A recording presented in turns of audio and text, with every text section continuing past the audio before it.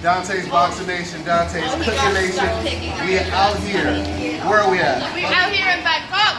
There you go. She's from Ireland. Matter of fact, introduce yourself to the world. My name's Hannah and I'm from Ireland and I'm the biggest fan in this cooking show. You hear that? Yeah. The biggest fan? And I'm from Ireland. Sorry. No, I can edit it, don't worry about it. All the way in Bangkok, Thailand, y'all. No, I'm gonna get in it right. Ireland as well. In Ireland, you hear that? DBN is international, My guys. churros are ready now. If they can't work with you, you know what I mean? They're trying to do everything to close you out.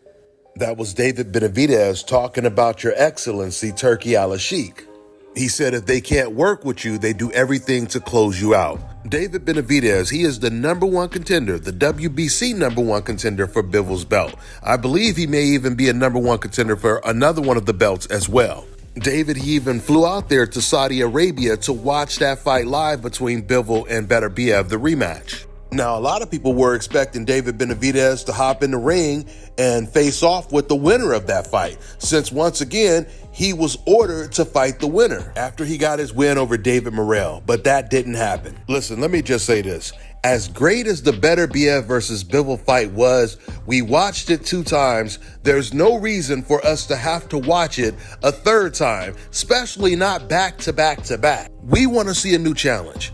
And it makes way more sense to see Benavidez face Bivol as opposed to, once again, a 3rd fight right away. Now, I'm not saying it doesn't make sense for Bivol and Benavidez to fight a 3rd time in the future, but right now, there is a new and better challenge for Bivol. And this is why, when I was watching the fight, I didn't understand. The closer we got to the end of the fight, the more the DAZN commentators, they start constantly saying on air, please give us a 3rd fight, over and over and over again. And then Chris Mannix, he got in the ring and he said the same thing while he was interviewing the winner, Bivol. They didn't even mention David Benavidez's name, which I thought was odd. However, Turki Al-Sheikh, he did do an interview before the fight, leading up to the fight, and he was asked about the David Benavidez fight. And Turki, he did say, yeah, let's make that fight next. Al Heyman, let's do it.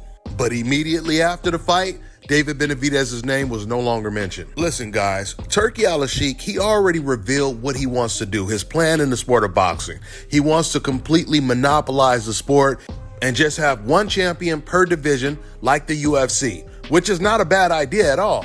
But the problem is that's going to take quite some time because, once again, you have fighters like David Benavidez, who was promised to fight the winner of Bivol versus Benavidez. There are a lot of things still in motion. Right now, the car is going like 200 miles an hour, and it's hard to just hit the brakes and completely come to a stop. Turki, he said out of his own mouth that his new promotional company with Dana White is going to crush everything. He's talking about the competition, obviously. But then later on, he came out and he took a little bit of a different approach.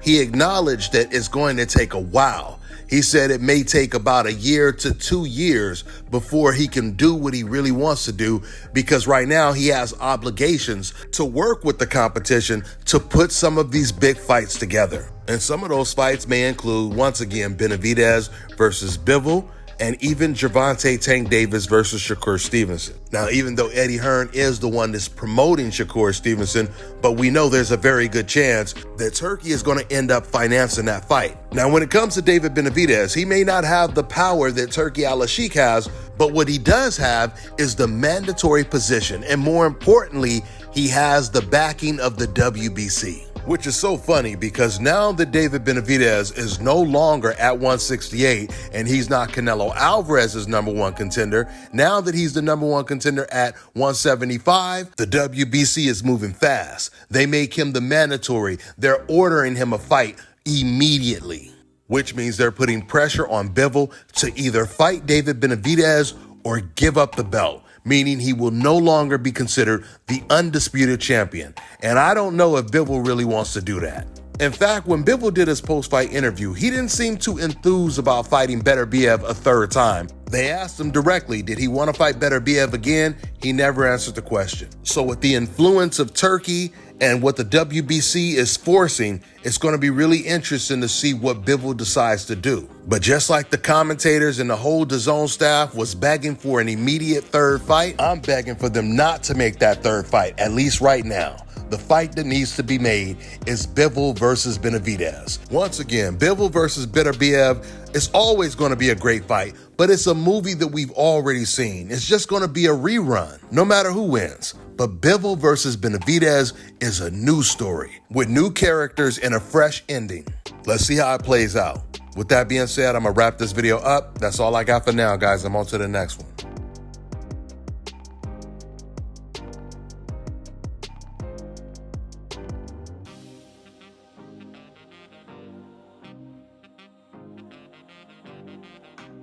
All right, now check this out, guys. If you're looking to repair eczema scars, burns and bruises, dark spots and blemishes, fever blisters, diabetic ulcers, this right here is the perfect product for you guys. It's called LO Key Face and Body Oil. Athletes and top-ranking boxers, they're also using it after training to reduce swelling, inflammation, and to ease the pain. So get yours today. Go to lodkey.com, like them on Facebook, and follow them on Instagram.